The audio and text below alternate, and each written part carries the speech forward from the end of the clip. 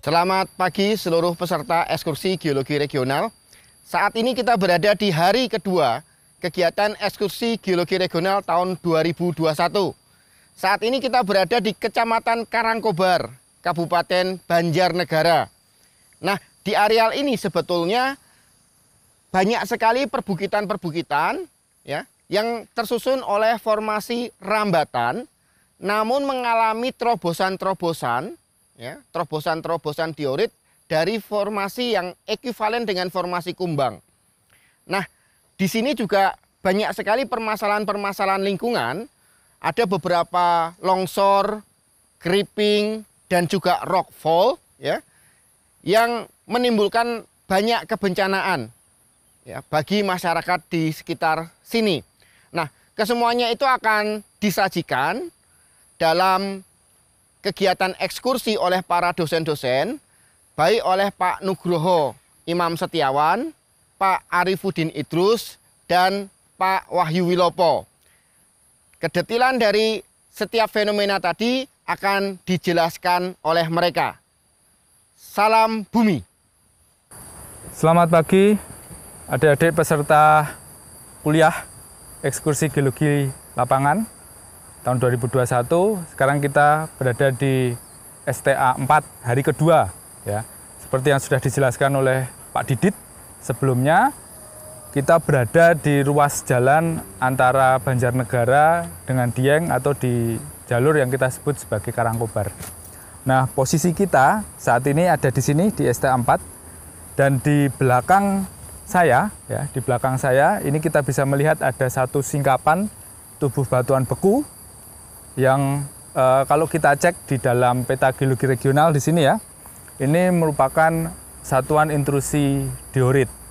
Nah, nanti kita akan lihat dengan detail kira-kira diorit itu seperti apa, teksturnya seperti apa, nanti akan kita amati dengan detail. Nah, sebelum kita masuk ke bagian yang lebih detail, kalau kita melihat di peta geologi regional, mungkin saya bisa pindah ke samping ya. Nah, ini STA 4 ini berada tepat di satuan, kalau di peta geologi regional ini disebutkan sebagai TPD ya, bagian dari diorit. Kemudian batu ini sudah pernah dilakukan dating, radiometric dating dengan menggunakan metode potasium argon oleh Surya Atmaja dan kawan-kawan tahun 1994. Dan hasilnya menunjukkan umur 7 juta tahun dan 8 juta tahun untuk dua sampel yang berbeda. Nah, kalau kita amati dalam stratigrafi dari geologi regional, itu seperti yang sudah disampaikan oleh Pak Didit, itu equal dengan bagian dari formasi kumbang. Ya. Jadi umurnya 7 hingga 8 juta tahun yang lalu. Kemudian penyebaran dari diorit itu seperti apa? Kalau di STA 4 ini sendiri, kita berada di satu buah bukit ya. Nah, ini kelihatan sekali ini bentuk satu tubuh intrusi diorit begitu. Tetapi di peta geologi ternyata ada singkapan dari intrusi diorit ini juga relatif ada yang disebutkan memanjang, dan ini masuk di sini ya, intrusi diorit ini igir atau punggungan yang memanjang ini, bila kita ekuivalensikan dengan peta geologi regional, ini masih merupakan dari bagian dari satuan intrusi diorit. Kenampakan memanjang seperti ini biasanya umumnya merupakan bentukan-bentukan morfologi dari dike. Jadi bisa jadi intrusi ini dulu membeku di bawah permukaan ya, sehingga kristalnya kasar begitu dalam bentuk dike begitu. Nah, ada juga yang bertubuh seperti ini ya, tidak memanjang seperti dike ini, ada yang satu bukit saja dan ada yang memanjang seperti yang ditunjukkan dalam peta geologi regional. Nah, seperti apa diorit ini? Mari kita lihat dengan detail di singkapan batuan yang ada di belakang saya. Dan kebetulan ini ditambang. Jadi tubuh intrusi ini ditambang, dimanfaatkan oleh warga. dijadikan batu hias, dijadikan batu pondasi, dan termasuk dalam bahan galian sirtu. Ada satu yang sudah runtuh begitu, yang bisa kita amati dan bisa kita datangi. Mari kita menuju ke sana untuk melihat dengan detail komposisi dan tekstur dari diorit. Mari kita ke sana.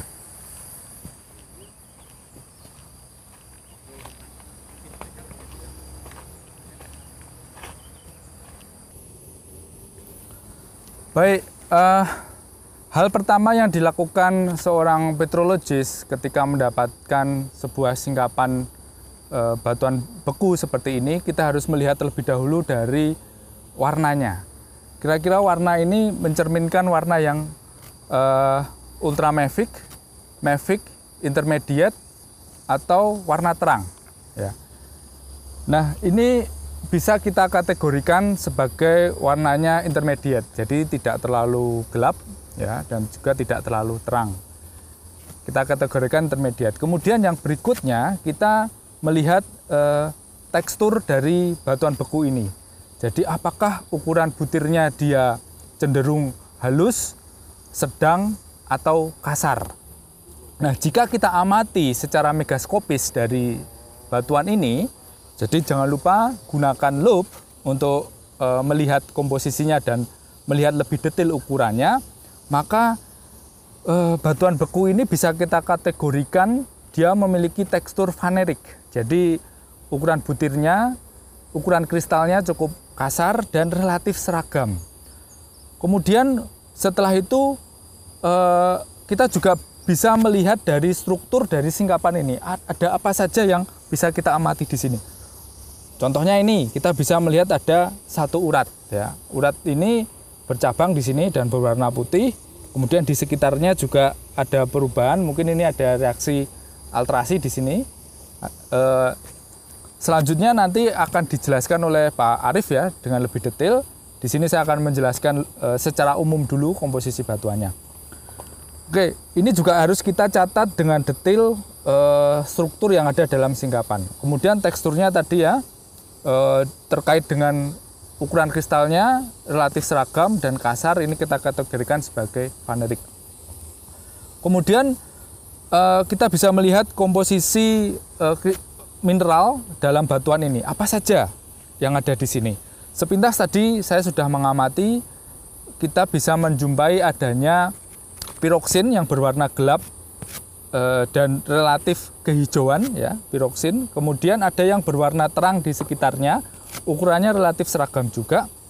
Kemungkinan ini adalah feldspar. Jadi bisa plagioklas maupun bisa K-feldspar. Tetapi jika kita amati lebih detail, feldspar ini cenderung sudah berwarna kehijauan. Something happen. Ada yang terjadi di sini. Ada proses alterasi. Ada mineral sekunder yang ada di sini. Nah, kebetulan saya sudah mengamati detail menggunakan sayatan tipis. Ada sampel yang sudah saya analisis di laboratorium, dan di situ kita bisa melihat adanya mineral-mineral seperti piroksin, kemudian plagioklas dan K-feldspar secara umum ya, yang mendominasi komposisi utama dari batuan ini. Kemudian ternyata plagioklas tersebut dan K-feldspar itu sudah mengalami ubahan ya, dijumpai banyak serisit di sana. Kemudian piroksin juga sebagian sudah terubah menjadi klorid, jadi ditunjukkan dengan warna kehijauan. Juga kita bisa mendapatkan mineral-mineral yang berwarna terang. Nanti mungkin bisa ditunjukkan dengan detail ya dengan kamera begitu. Ada zeolit di situ yang berwarna putih, itu juga bisa kita lihat di dalam batu ini, komposisi dari batu ini. Kemudian bagaimana kita menentukan namanya? Jadi kita bisa menggunakan klasifikasi dari Staycation tahun 1978, khususnya untuk yang batuan plutonik. Kita plotkan 3 parameter, yaitu kuarsa, kemudian plagioklas, dan satunya alkali feldspar. Nah, dari ketiga plotting itu, kuarsa, alkali feldspar, dan plagioklas, kita akan mendapatkan di mana lokasi atau area dari perbandingan dari ketiga komposisi tersebut. Setelah kita plotkan, maka kita akan mendapatkan area di mana batuan ini termasuk dalam diorit, ya. Karena tadi awalnya kita juga sudah menentukan dari relatif dari warnanya, dia cenderung ke mafic, intermediate atau felsic. Dan kita tadi sudah menentukan bahwa ini cenderung warnanya adalah intermediate.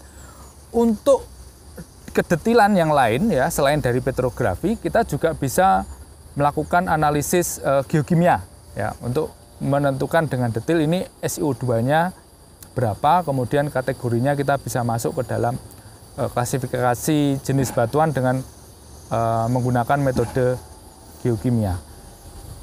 Oke, saya pikir itu penjelasan dari singkapan batuan ini. Untuk karakter mineralisasi dan alterasi detail nantinya akan dijelaskan oleh Pak Arifuddin Idrus. Sekian dan terima kasih. Ya, selamat pagi adik-adik mahasiswa peserta EGR 2021. Saya akan melanjutkan uraian tentang fenomena geologi yang ada di sini terkait dengan aspek sumber daya geologi, yaitu sumber daya mineral. Ya, oke. Sebelum saya nanti akan jelaskan lebih jauh tentang proses alterasi kemudian mineralisasi yang terjadi pada batuan intrusi diorit ini, maka saya akan jelaskan dulu mengenai tectonic framework terkait dengan proses mineralisasi yang terjadi. Baik, tadi dijelaskan oleh narasumber sebelumnya, Pak Nuk, Pak Didit, bahwa kita berada di Serayu Utara. Ya, kira-kira kalau lokasinya pada peta ini itu berada di sekitar sini. Ya, kita berada pada secara fisiografi berada di Serayu Utara dan kita mendapatkan ada intrusi diorit porfiritik. Ya, kemudian secara regional, jadi tadi peta geologi menunjukkan bahwa intrusi ini berada atau mengintrusi formasi kumbang yang berumur kira Miosen atas, ya. Nah, bagaimana sebenarnya secara tatanan tektonik kaitan dengan mineralisasi yang ada atau proses intrusi ini? Kita lihat ini adalah subduksi, ya, yang terjadi pada Miosen, ya. Kemudian kita melihat di sini ada oceanic crust, ya, menunjam ke bawah, kemudian akan terhadap continental crust. Di sini akan ini adalah continental crust.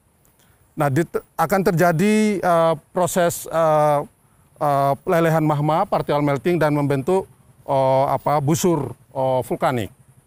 Lah, di depan ini akan terbentuk apa yang kita sebut di sini adalah daerah akresi, akresiterans, yang akan membentuk endapan mineral. Apa yang kita sebut sekarang itu adalah orogenic gold deposit. Di sepanjang ini akan terbentuk mineralisasi orogenic gold deposit. Di sini pada bagian volcanic arc, ya, di sini akan membentuk endapan porfiri. Seperti contohnya yang kita tahu sekarang adalah batu hijau atau mungkin kemudian HUU, ya, kemudian di Banyuwangi, ya, di Tumpang Pitu.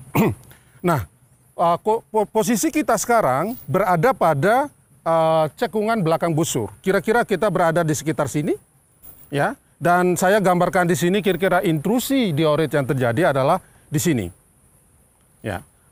Jadi intrusi diorit yang ada di sini kira-kira di sini secara tectonic setting itu berada di belakang busur, dan proses ini akan menyebabkan terjadinya proses hidrotermal yang ketika magma dari dioritik ini mengalami pembekuan, kemudian mengkristal, maka fluida yang dikandung oleh magma tersebut akan keluar.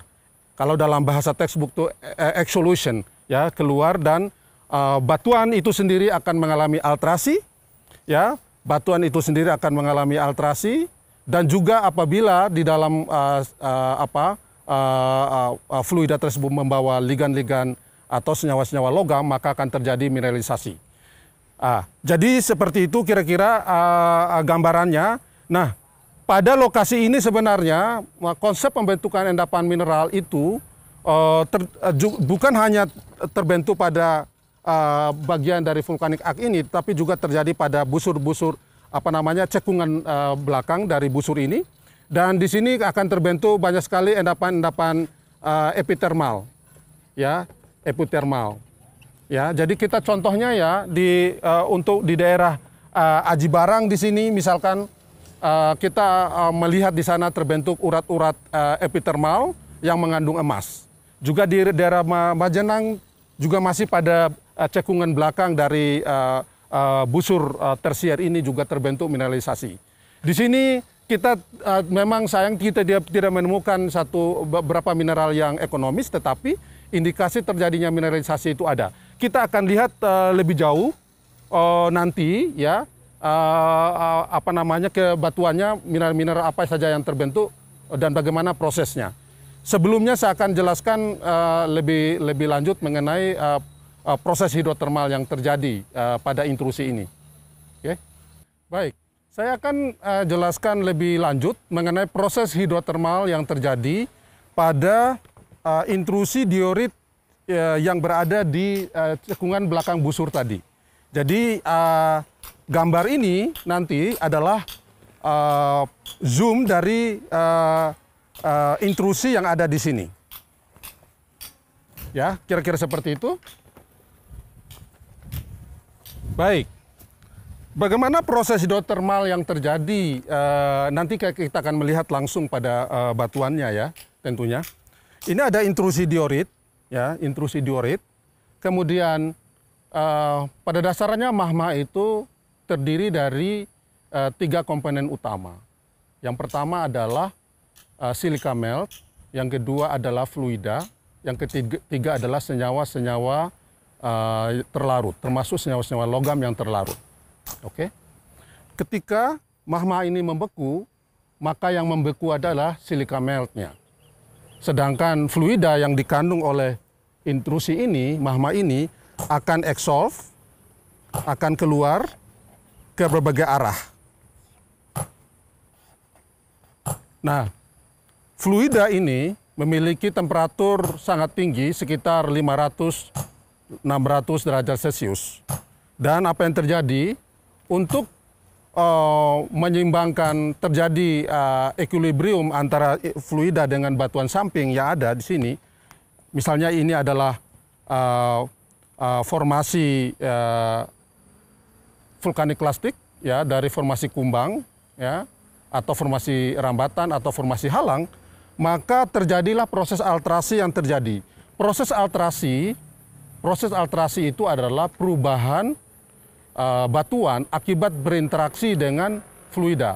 Perubahan yang terjadi antara lain adalah perubahan mineralogi, perubahan fisik ya, warna berubah, kemudian perubahan tekstur yang teksturnya kasar menjadi halus, atau perubahan kimia dari batuan tersebut akibat adanya proses reaksi antara fluida yang keluar tadi dari batuan ini ya, dengan batuan samping maupun batuan itu sendiri yang mengalami intrusi. Tujuannya adalah untuk mencapai kesetimbangan kimia, chemical equilibrium. Nah, proses ini yang kita sebut dengan alterasi hidrotermal nanti akan terwujud perubahan dari mineral-mineral yang ada. Saya kasih contoh, kita akan melihat lebih jauh nanti. Beberapa mineral yang dikandung oleh diorit di sini ada feldspar, ada piroksin, ada biotit, mungkin ada hornblende ya yang ada di sini. Kita akan berubah. Misalkan feldspar ya akan berubah menjadi serisit. Serisit itu adalah sebenarnya adalah white mica ya, hasil proses hidrotermal.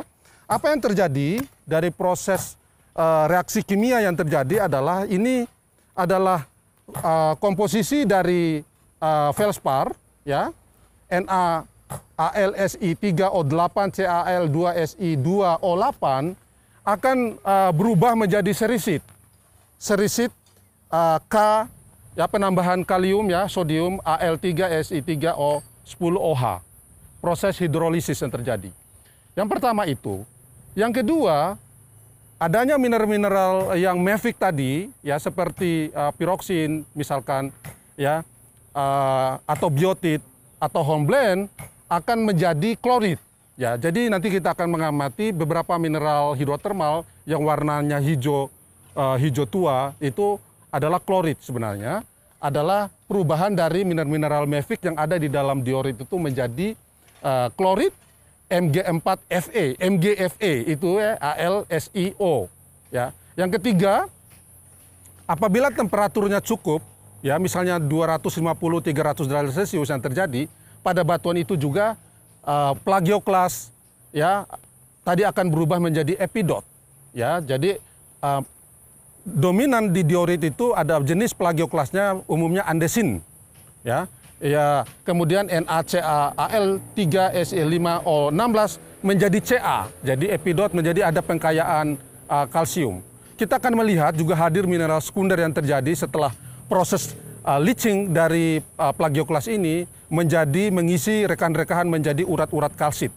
Kita akan lihat ke sana. Oke, adik-adik mahasiswa peserta EGR 2021, ini adalah beberapa bongkahan hasil penambangan yang dilakukan oleh penambangan rakyat di sini. Jadi kalau kalian perhatikan di belakang ini, saya ini adalah proses penambangan terjadi secara manual dan kita lihat bongkah-bongkah yang dihasilkannya berserakan di sini dalam bentuk dimensi segi 4, dalam bentuk balok. Nah, pemanfaatan dari diorit ini umumnya untuk batu dinding atau batu dimensi ya, bisa untuk dinding maupun mungkin untuk lantai. Walaupun seperti jelaskan tadi bahwa proses alterasi sudah terjadi, tetapi tidak begitu intensif ya, dan kelihatan batunya masih keras ya, jadi masih layak sekilas, walaupun harus dites bahwa batuan ini masih bisa dipakai untuk batu dimensi, ya, dimension rock. Itu mereka menambang, kemudian mereka bawa ke kota-kota terdekat, Banjarnegara, ke Purwokerto untuk dijual, ya seperti itu. Nah, kaitannya dengan kembali lagi ke proses alterasi tadi, bahwasanya intensitas alterasi yang terjadi kita bisa melihat dari berapa persen mineral sekunder yang hadir di dalamnya. Ternyata petrografi yang sudah dilakukan pada batuan ini ya menunjukkan juga kehadiran mineral-mineral opak yang berbentuk kubik. Walaupun kita tidak bisa mengamatinya, belum mengamatinya dengan sayatan poles, mikroskop refleksi, tetapi kemungkinan besar adalah pirit yang ada di situ, salah satunya. Oleh sebab itu, berarti ada indikasi bahwa di diorit ini juga terjadi mineralisasi, walaupun mineralisasi yang terjadi sangat terbatas. Ya, kembali lagi, ya kita lihat apa yang diketok oleh Bapak yang dinambang di atas itu adalah bongkah. Kemudian kita lihat warna putih-putih itu sebenarnya adalah staining dari apa nama kalsit. Kalsit ini bukan karena nggak mesti harus dari batu gamping, tetapi bisa kalsium yang leaching dari plagioklas tadi. Ya, plagioklas tadi kemudian leaching dan mengisi rekan-rekahan. Jadi proses yang terjadi adalah proses yang terjadi sekarang, bukan alterasi yang terjadi pada saat proses exsolution dari fluida yang ada tersebut. Ya, mungkin seperti itu yang saya bisa jelaskan mengenai fenomena intrusi diorit di sini. Terima kasih. Oke, selamat siang adik-adik peserta ekskursi tahun 2021. Jadi saya akan melanjutkan tadi yang sudah dijelaskan oleh Pak Nugroho maupun Pak Arif ya. Namun dari sisi geologi tekniknya. Jadi tadi sudah disampaikan bahwa lokasi kita saat ini adalah berada pada intrusi ya, intrusi diorit yang sudah dilakukan penambangan.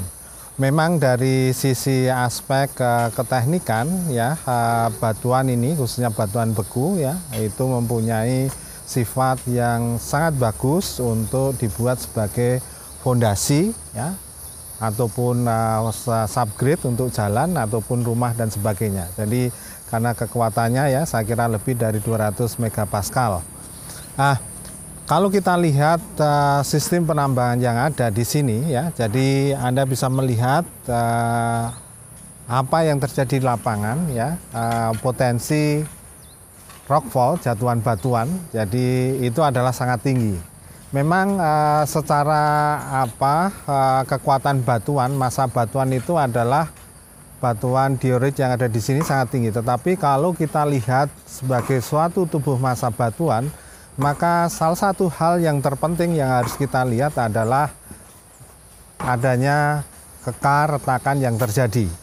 Ya, nah ini adalah salah satu yang sangat penting sekali. Karena kalau kita kembali kepada rock mass classification, ya ada 5. Itu yang pertama adalah kuat tekannya, ya. Kemudian yang kedua itu adalah strukturnya, ya kondisi strukturnya, ya density strukturnya. Ya, kemudian adalah air tanahnya dan RQD-nya.